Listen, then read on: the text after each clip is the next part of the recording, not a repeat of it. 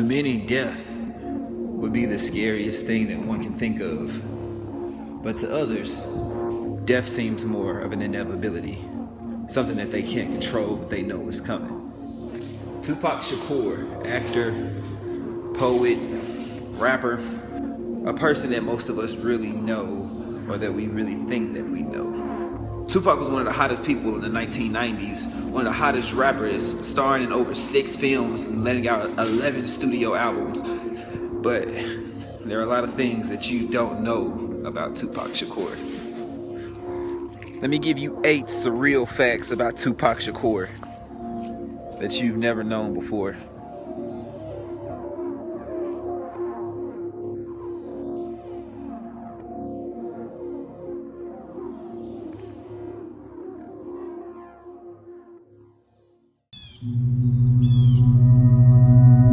Tupac wasn't just a rapper, he was a revolutionary. He was the embodiment of the type of character that changes the way the world thinks, and if he was still around, he would have changed history.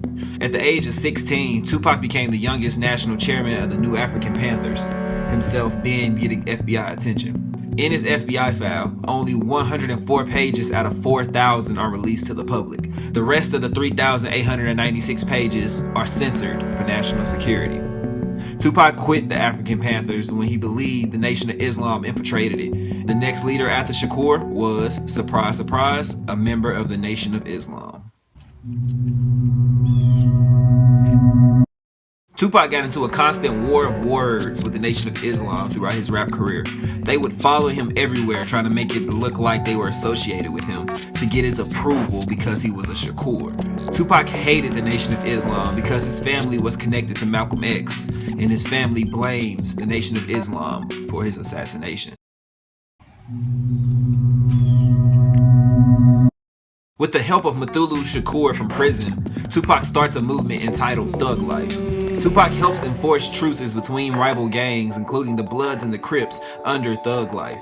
The plan was to get them to stop killing each other, unite, police their communities, and eventually fight the government. He was seducing gangbangers and trying to turn them into soldiers. After that, his life turns to shit, and he seems to be getting arrested and targeted by the police on a weekly basis, most of which is baseless. But people only remember him getting arrested, not acquitted. His out-of-control image increases. 2 police officers are beating a black motorist. Tupac approaches them and they fire shots at him. Tupac goes back to his car and gets a gun and returns fire, hitting both officers, one in the thigh and one in the butt. The charges are dropped against Tupac when it turns out both officers were intoxicated and the gun that they used to fire against Tupac was stolen from an evidence locker. Everyone else just remembers Tupac shot 2 cops. From the help of Dan Quayle and other Republicans, they persuade family members of slain cops to sue Tupac over his music, stating that his music causes the violence. The Republicans convinced Time Warner to drop Interscope Records due to Tupac being one of their artists. Facts.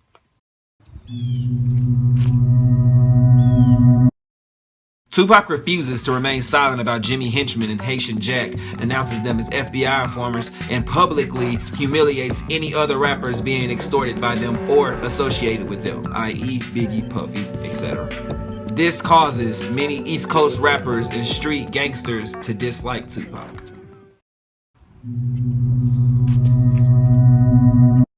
Two criminals, Haitian Jack and James Henchman Roseman, try to extort Tupac. He tells them to fuck off and ends up on their hit list. Both later turn out to be working for the FBI since the late 80s until the late 90s. Haitian Jack introduces Tupac to a woman. The same woman accuses Tupac of rape and sexual assault. There is a documentary coming out November 14, 2015, entitled Murder Rap: Inside the Biggie and Tupac Murders, directed by Mike Dorsey. This documentary highlights the moments as well as the events leading up to Tupac and Biggie's murder, as well as pointing out those that are possibly involved with it. Check out the link to the Reddit post in the description. You'll learn something new, as well as catch the documentary coming out November 14th. Tupac Shakur was fucked from the beginning. It's not really hard to really see that, but you know, you never really know exactly what's coming for you. And due to Tupac being associated with the Shakurs and their violent political career, it seemed that it was inevitable that Tupac was gonna die at the age that he did.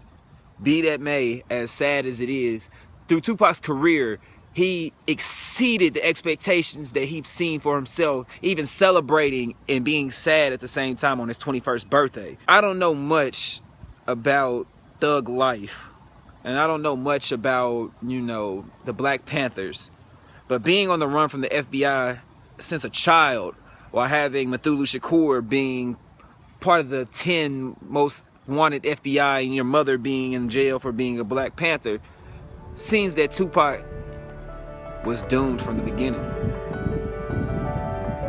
That's been Surreal Facts. My name is Christos O'Day, and we'll see you next time.